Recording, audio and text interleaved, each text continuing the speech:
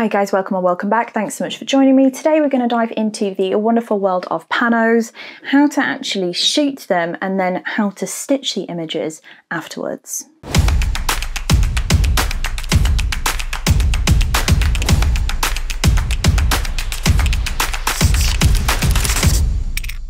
So basically, like I've just said, today we're going to look at panos. That's because it is Pano month in the monthly challenge, and you guys specifically requested that this video was created, and hence it exists now. If you're new here, then hi, I'm Jess. I'm a pretty decent portrait photographer based out of England. I upload regular tips and stuff to this YouTube channel every single Friday, so if you don't want to miss anything, hit the subscribe button, hit the bell icon. The bell icon will give you a notification every single time I upload a YouTube video. I upload every single week and sometimes more than that if I feel like it and if I have time. But without further ado, we're going to jump into Pano world. So what is a Pano image? What's a panoramic image? The technical definition is a little bit blurred, but most people agree that it is an image that is at least 2 times as wide as it is tall, or 2 times as tall as it is wide, although the latter is a little bit less frequently used. So what that means basically is that it has to have at least a ratio of 2 to 1. 2 to 1 on the sides basically makes that happen. Now technically, panos are usually created via multi-image stitching. So what that is essentially you take multiple frames and move the camera as you take each frame. So you're capturing more of the scene in separate images rather than just cropping one image to a 2 to 1 ratio. So that's technically what is done. Now, there's a few things that help when you're doing this. To really nail a pano, what you need to do is be able to help your editing software or yourself if you're doing it manually to stitch the images well enough afterwards. Now the easiest way of doing that is to follow the general rule, which is to overlap each frame by about 1/3 so that the editing software has enough data to be able to auto align and kind of map the images in a wider scene. So that's kind of number one. Overlap the frames by about 1/3. The second tip actually came from one of our premium members who is a very experienced and fantastic landscape photographer based in New Zealand. He is called Rob. Rob has been really helpful inside the MTOG community, and he had a really great tip here. And what he suggested, and this is all from him, is that if you're shooting on a longer lens, the best way to grab a pano is to actually shoot in vertical orientation and shoot sideways. If you're shooting on a wider angle lens, then it's easier and better in terms of the distortion to shoot landscape to fill the kind of width of the frame. All those little bits of theory are really useful. So what does it look like when you've actually shot them? Well, on this screen right now, I've got an image of Finn, which was shot in November of 2021. So a little bit of a while ago now. This image of Finn has been shot pretty correctly, not using a tripod. It is always best to use a tripod or a specific landscape pano system. I'm not an expert in this, so I cannot advise. But here is just one I shot handheld. So we've got little FinnFinn. This is Finn, who's my oldest dog. He's a rescue. He will be about 10 to 13 years old. So he's a little bit old right now, and I wanted to grab this whilst we were on holiday and just kind of like capture the colours in the scene. So this is probably the best example I can give you of one of my own pano setups. And as you can see, we've got him on leash because he remains on leash in new locations, and then we start sideways. Now, as you can tell, if I was using a tripod, this would be better aligned, so we would have the correct amount of space. But you can see that certain elements, like the tree here, is overlapped. So there's an overlap in the images. So this is in this image, and then this bush is in this image. Do you get what I mean? And then the side of this tree is in this image. So there's an overlap as the images were shot, and they look like this. Actually, the editing process for this is really easy. What I also did in this one, just to help me with my leash removal, is I grabbed another empty frame. So I took Finn out and grabbed another empty frame, which gives us this here. And so editing it and stitching it together is relatively simple if you shot it correctly in the first place. Of course, the inspiration for this challenge was actually Frecky on the Lock, which is a different image. It's done quite well in international awards, and that was shot as a pano, but not anywhere near as technically correctly as what we can see on the screen. So that's why I'm using this, because otherwise that one's just kind of like, you know, a mess. So here we've got our frames. What happens next? Well, first thing that we can do is, if we're not quite sure if it's going to come out nicely as a pano, is we can just use Lightroom's built-in tools to check. So what you would do is go ahead and right click down on the images that are all selected and then choose Photo Merge and Panorama.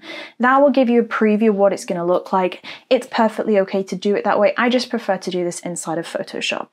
So what I would do with all of these here and set up is I would go ahead and right click on the images selected. So I've selected all of them on the timeline. Remember, if you don't know how to select them, you want to just go ahead and click one, hold down Command or Control, click the next one, and so on and so forth. Or if you have them all just in a line, you can hold down Shift and then click the last one and you've got all of them selected.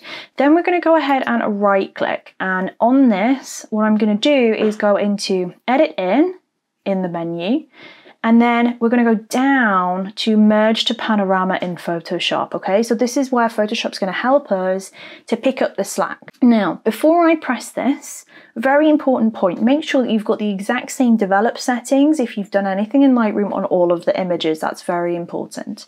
Then we're going to go ahead and click Merge to Panorama in Photoshop.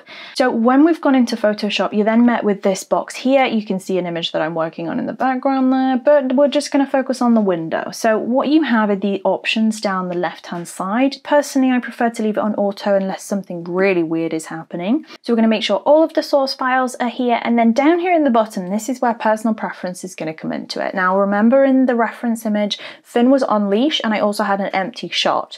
So what I'm not going to do is blend the images together, even though that is the easiest and quickest way to do this. I'm going to manually blend them a little bit later on. I just want Photoshop to align them really nicely up in a pano, and then I can pick and choose which frames and which parts of each frame I want to blend.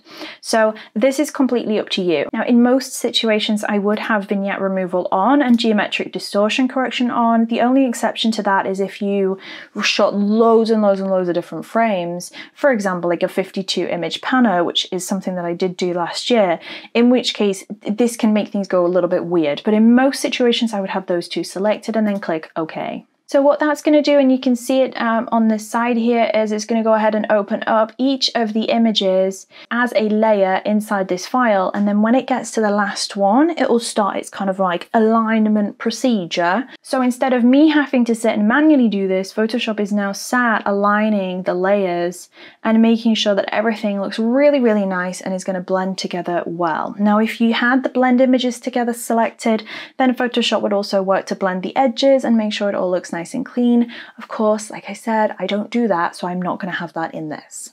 Sometime later. Okie doke, so here is our aligned image. So you can see that we have all of the layers lined up, and we also have little FinnFinn somewhere in our layer list. I think it will be this one. Yep, so I'm going to put Finn up at the top there because he's, you know, kind of an important part of this. And then I'm going to go from top to bottom, adding masks. If Photoshop is terrifying for you, go ahead and check the beginner's 3 things or whatever it was YouTube video. It was useful, you know, it was useful. Grabbing a mask, grabbing a brush, we want to be on 100% and we want to be on black. And I'm going to go ahead and start to just blend this initial shot out so that it's nice and clean. And we can also go and do the quickest leash removal you guys will have ever seen by just going in and taking that out. I'll perfect this a little bit later. I don't want to take too much time on this. And so we've taken the harsh edges off. I'm then going to go ahead and look at the next layer, which is this one on the left, add a mask. And I'm going to go with my black brush. And because there was that overlap, it means that I can quite safely run down the edges of the shot and take the hard edges off, but at the same time know that it's not going to be transparent pixels behind because I shot with an overlap, right? Okay, so we've got this kind of nicely blended shot now, so then all that's left is to do a final crop.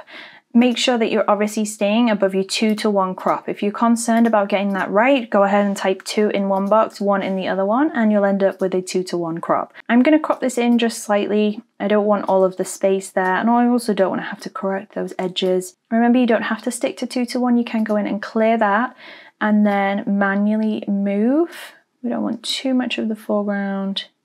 The background is fine. I do want him a little bit more central, but this is okay. I'm going to delete the cropped pixels and then click OK. On the image of Finn, there's Finn sat there. I could move him so that this tree is not coming out of his head, by moving him sideways and doing a select subject, but I'm not going to do that in this instance because it'll take too long, right? So I'm going to go ahead, check my edges, make sure everything's okay, select all of them, and then I'm going to do a Shift Option Command E, which will make us a new merged layer. All of those can be grouped together and turned off, and we can work from this. And then we can start doing our cleanup and our continuation edit, and everything else is fine. So the main priority at this point when you're doing these edits is to ensure that you do not have repetition. So there's a bit here that I need to clean up, and that you also don't have any transparent pixels.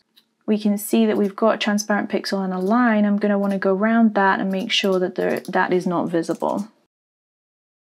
Now these things would not happen if you use Photoshop's merge tool, so you just need to be a little bit more eagle-eyed and aware. But this is now set up as a pano that you can work from and continue your edit. That's how you work and stitch a pano in Photoshop. Hopefully this was helpful for you. If it was, drop it down in the comments below. If you have any questions about this, drop them down in the comments below. Just drop it down in the comments below. Hit the like button, be a nice person, and I'll see you all again really, really soon.